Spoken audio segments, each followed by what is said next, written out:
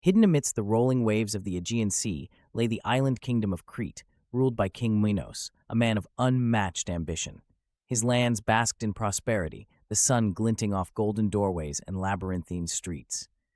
But deep beneath the glories of Crete, guarded fiercely in secret, lay one of the most tragic tales of Greek mythology, the story of the Minotaur. It all began as an act of divine retribution.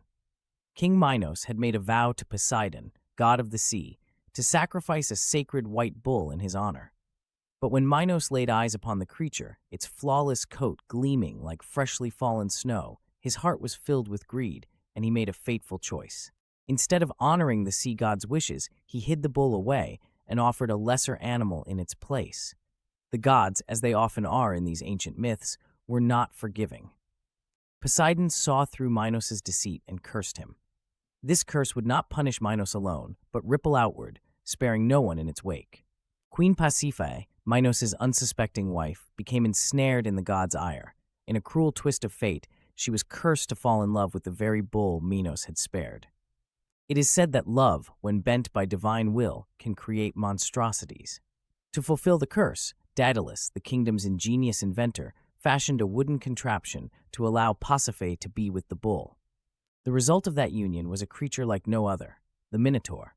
Part man, part beast, the newborn child had the body of a powerful man, but the head of a ferocious bull, its blood-stained horns and unmoving black eyes terrifying to behold.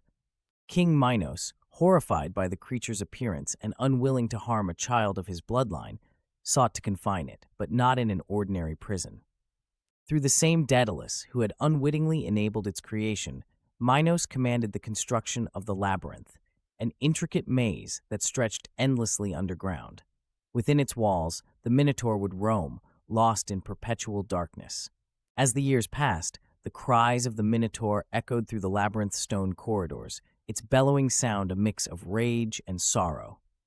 The creature grew fierce and brutal, its sole sustenance the offerings of flesh brought forth by Minos' decree.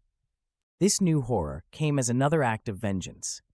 To exact punishment on the kingdom of Athens for slaying Prince Aegeus, the beloved son of King Minos, Athens was forced to offer a tribute: 7 young men and 7 maidens, sent to Crete every 9 years to meet their doom in the jaws of the Minotaur.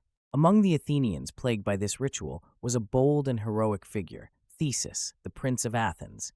Unlike the others who fell to despair when bound for the deadly voyage to Crete, Theseus chose rebellion.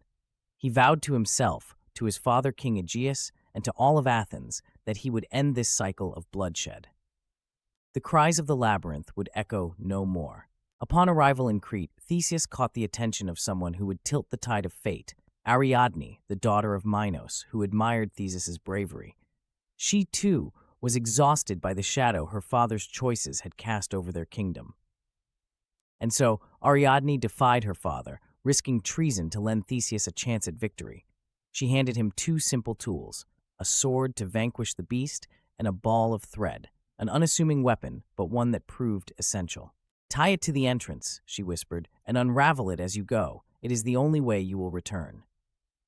With courage burning in his chest, Theseus descended into the labyrinth. Its walls stretched high and twisted endlessly, the air cold and thick with the stench of death. Darkness consumed all but the faint light of a torch in Theseus's hand, its flicker casting monstrous shadows that seemed to reflect the heart of the labyrinth itself. He followed the sound of the creature's guttural growls, each step pushing him closer to an inevitable encounter. The moment arrived in a cavernous chamber.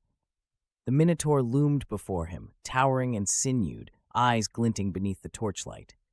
It was not just a beast, but the embodiment of suffering, born out of betrayal and cursed for existing. The battle was fierce. The labyrinth echoed with the clash of steel against horn, the bestial roars of the Minotaur, and the cries of defiance from Theseus. Dust and blood filled the chamber as the Athenian prince fought not just for survival, but for liberation. Liberation of the tributes, of Athens, of Ariadne. With a final lunge, Theseus drove the blade into the beast's heart. The Minotaur staggered, its heaving breath faltering, and finally crumbled to the ground.